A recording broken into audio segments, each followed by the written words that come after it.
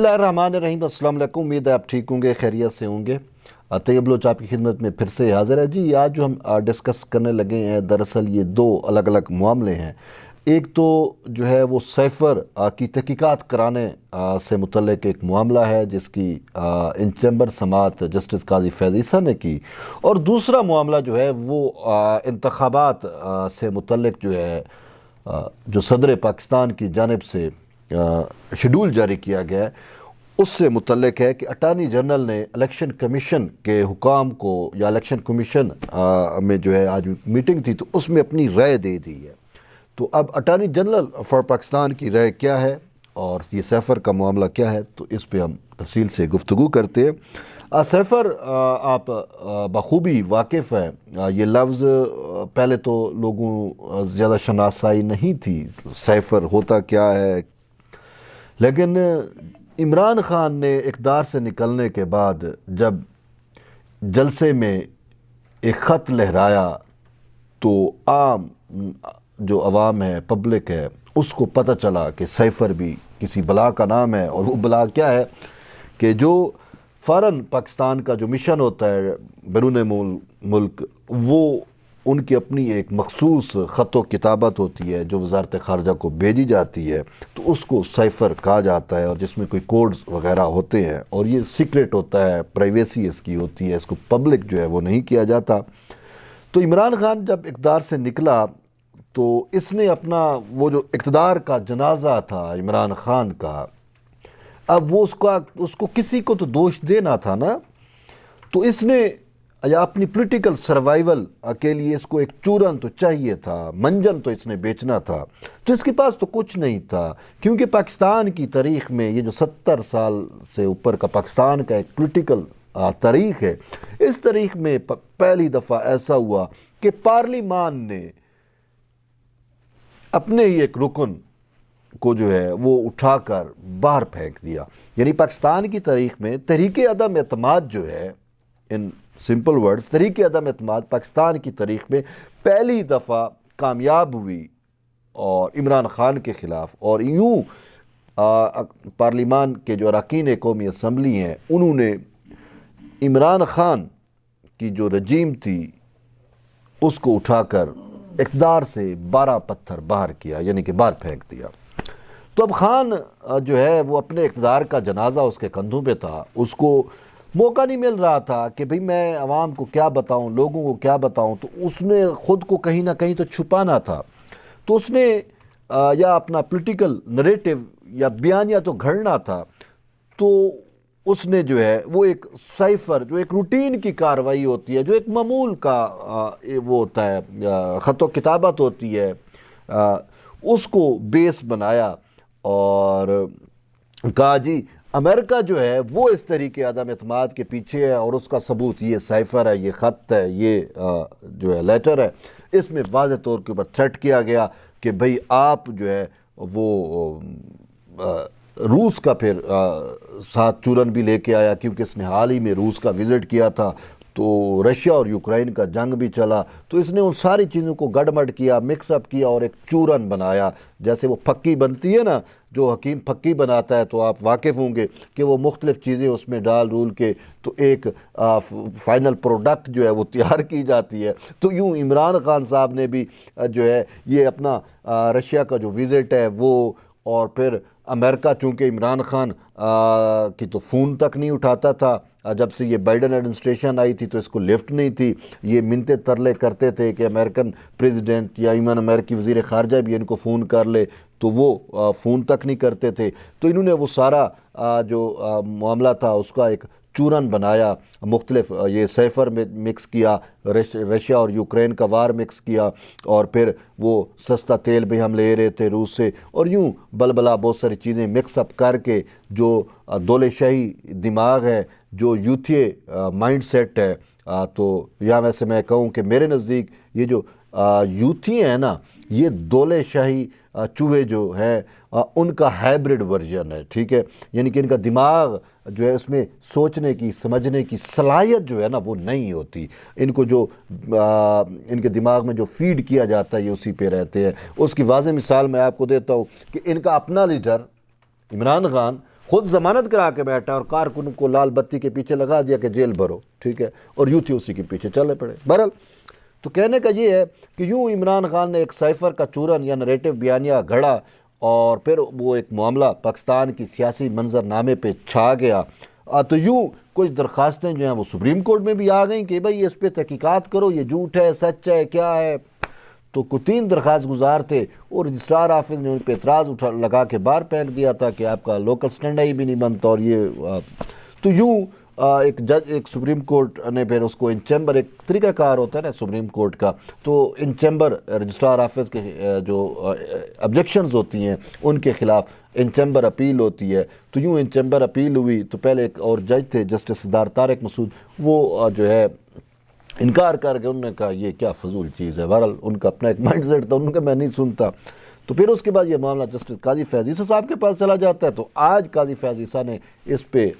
سماعت کی، ان چیمبر سماعت تھی، لیکن پہلی دفعہ پاکستان کی تاریخ میں بھی کچھ ایسا ہوا کہ پرمیشن میڈیا کو بھی دی گئی، میڈیا کو بھی ایکسیس دی گئی، تو میڈیا کے لوگ وہاں پہ موجود تھے، تو اسی وجہ سے وہ کارروائی جو ہے، پہلے تو صرف یہی خبر ہوتی تھی کہ ریجیکٹ کی یا منظور کی، لیکن وہ جو پھر کارروائی ہوئی تو اس کی کچھ خبر ہمیں بھی ملی، پتہ چلا کہ اس کارروائی کے دوران ہوا کیا۔ تو یوں جسٹس قاضی فیض عیسیٰ نے جو ہے وہ درخواست گزاروں سے پوچھا کہ آپ اپنا لوکل اسٹینڈائی ثابت کریں۔ درخواست گزار نے کو کہا کہ یہ آپ کیسے بنیادی انسانی حقوق ایک سائفر سے متاثر ہو سکتے ہیں کہ اب سائفر آیا نہیں آیا جو بھی تھا وہ ایک سیکرٹ وہ ہوتی ہے، خط و کتابت ہوتی ہے، اس سے مجھے اور آپ کی زندگی پہ کیا اثر پڑا، آپ کی اور میری زندگی درخواست گزاروں کو کہتے ہیں کہ ہماری کیسے متاثر ہو، تو درخواست گزار جو ہے وہ مطمئن نہیں کر سکے، تو جی اس کو دیکھنا چاہیے۔ تو اس نے کہا کہ ہمیں تو وہ نے ایک لیٹر موڈ میں قاضی فیض، مجھے تو میرے والدین نے منع کیا ہے کہ آپ چیزوں کو نہ دیکھا کریں، یعنی کہ ضرورت سے زیادہ چیزوں کو بھی نہیں دیکھنا چاہیے۔ پھر انہوں نے کہا کہ یہ تو ایک سیکرٹ ڈاکومنٹ ہوتا ہے، کیا مجھے اس پہ ایکسیس ہے، کیا میں دیکھ سکتا ہوں؟ اور یوں انہوں نے کہا کہ آپ کیا چاہتے ہیں کہ جو بھی سائفر ہے وہ پھر سپریم کورٹ میں ہے، وزارت خارجہ میں جاتا ہے، ان کا کام ہے، تو ہم اس کو کیسے اس معاملے کو جو ہے وہ ٹیک اپ کر سکتے ہیں۔ اور تو یوں ان کے جو رجسٹرار آفس کے اعتراضات تھے وہ سسٹین کیے اور اپلیکیشنیں اٹھا کے باہر پھینک دی، اور یہ بھی کہ کل کو اگر کوئی حملہ ہوتا ہے تو بھی کہ آپ سپریم کورٹ، بہت سارے انہیں ریمارکس تھے، لیکن اس میں مین مدعے کی چیز یہی ہے کہ وہ سائفر سے متعلق جو درخواستیں تھیں ان کو جسٹس قاضی فیض عیسیٰ نے اٹھا کر جو ہے وہ باہر پھینک دیا، اور واضح طور کے اوپر کہا کہ یہ حکومت کا کام ہے، حکومت ہی چاہے تو اس کو پبلک کر سکتی ہے، باقی کوئی پبلک کر ہی نہیں سکتا، اس کا اختیار ہی نہیں ہے، کیونکہ یہ ایک سیکرٹ ڈاکومنٹ ہوتا ہے۔ اور پھر عدلیہ جو ہے وہ تو انہوں نے کہا کہ انتظامیہ کے جو معاملات ہیں اس میں مداخلت نہیں کر سکتی۔ تو یہ تو سائفر سے متعلق۔ اب دوسرا ایک ایشو تھا مختصر، ہم اس پہ بھی دیکھتے ہیں، وہ یہ تھا کہ آج الیکشن کمیشن کے اندر جو ہے وہ ایک میٹنگ تھی جس میں اٹارنی جنرل کو بلایا گیا تھا، اور کہ اٹارنی جنرل سے رائے لیں کہ یہ جو صدر پاکستان عارف علوی جو بقول شرجیل انعام میمن کہ یہ جو ہے عمران خان کی ٹائیگر فورس کا کارکن ہے، تو اس نے جو گورنرز ہے ان کو بائی پاس کر کے شیڈول 9 اپریل کا جاری کیا، تو اس سے متعلق کوئی قانونی رائے لینی تھی الیکشن کمیشن نے۔ تو یوں اٹارنی جنرل فار پاکستان نے اپنی رائے دی، اور ذرائع کے مطابق کہ اٹارنی جنرل نے کہا کہ یہ تو اختیار ہی نہیں ہے صدر کے پاس۔ انہوں نے کہا کہ یہ پہلے اختیار جو تھا وہ الیکشن کمیشن کے پاس تھا، پھر یہ عمران خان کے جو جس سے یہ متاثر ہے، یعنی کہ ضیاء الحق، ضیائی باقیات ہے نا یہ خان بھی، تو وہ ضیاء آیا تو اس نے یہ اختیار الیکشن کمیشن سے گریب کر کے اپنے پاس رکھ لیا، اور کہ الیکشن، کیونکہ اس نے کہا تھا میں 90 روز میں الیکشن کراؤں گا، تو اس کے اس بیان کے مطابق تو پھر الیکشن کمیشن کو 90 روز میں شیڈول جاری کرنا پڑتا نا، لیکن یہ صدر صاحب مکر گئے، ضیاء الحق صاحب جس کو بعض لوگ جو ہے وہ بڑی حد تک عقیدت تک چاہتے ہیں، لیکن بات یہ ہے ہمارے لیے تو وہ شخص بھی مردود تھا، تو اس مردود نے کیا کیا کہ اختیار اپنے پاس گریب کر لیا، اور پھر 11 سال تک حکمران رہا اور الیکشن ہی نہیں ہونے دیے، ٹھیک۔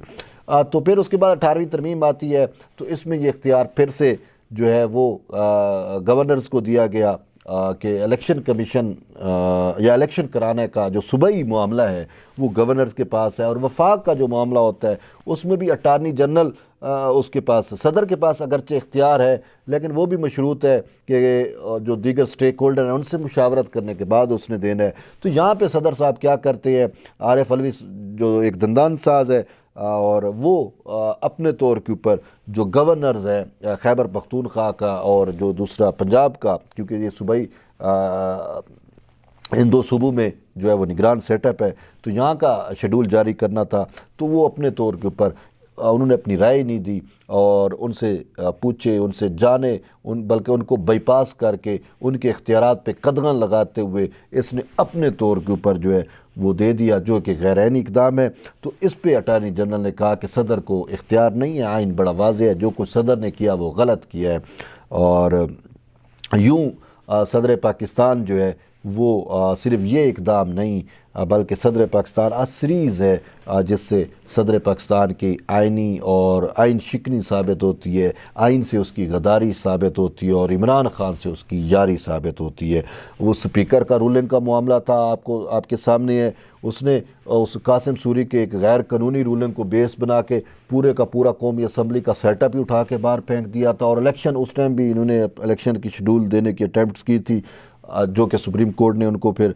جو ہے دوبارہ ریورس کیا۔ اور اسی طریقے سے اور بھی بہت سارے ایسے معاملات ہیں صدر پاکستان کی جانب سے جو اس کی ذات کو جو ہے یا اس عہدے کو داغدار کر رہی ہیں کہ ایک کم ظرف، ایک نیچ شخص جو ہے اگر اتنے بڑے عہدے پہ بیٹھتا ہے، جو ریاست مملکت کا عہدہ ہے، جو سربراہ ریاست کا عہدہ ہے، اس پر اگر اس جیسا شخص بیٹھتا ہے تو صاف ظاہر ہے کہ وہ آئین شکنی کا مرتکب ہوتا ہے یا دوسرے اداروں کے خلاف نازیبا زبان استعمال کرتا ہے، جو کہ اس نے الیکشن کمیشن کے خلاف نازیبا زبان استعمال کی بھی صحیح، تو اس سے جو ہے وہ ادارے کا، اس کا جو صدر مملکت کا جو عہدہ ہے اس کا جو تشخص ہے وہ پامال ہوتا ہے، اس کے وقار کے اوپر حرف آتا ہے۔ تو یہی ہے کہ نیچ اور کم ظرف لوگ جو ہے وہ ان کو اپنی تو عزت کا خیال ہوتا ہی نہیں، لیکن وہ جو ان کو عہدہ ملا ہوا ہوتا ہے وہ اس کو بھی داغدار کر جاتے ہیں، اور یہی کچھ صدر پاکستان عارف علوی کی جانب سے کیا گیا۔ تو بہرحال اب الیکشن کمیشن جو ہے وہ اسٹرانگ فٹ پہ آ گیا ہے، اور اٹارنی جنرل کے ان جو رائے ہے اس کے بعد اب یہ چیز ثابت ہو گئی ہے کہ عارف علوی نے جو ہے وہ غیر عینی، غیر قانونی اقدام کیا ہے اور اپنے اختیارات سے تجاوز کیا ہے اور اپنے عہدے کو جو ہے وہ داغدار کرنے کی کوشش کی ہے۔ تو یہ دو اہم ڈیولپمنٹس تھیں جو میں نے کہا آپ تک پہنچائیں۔ بہرحال ایٹ دی اینڈ جڑے رہیے طیب بلوچ کے ساتھ، ملتے ہیں ایک نئی ویڈیو میں، تب تک کے لیے اجازت دیں، اللہ حافظ۔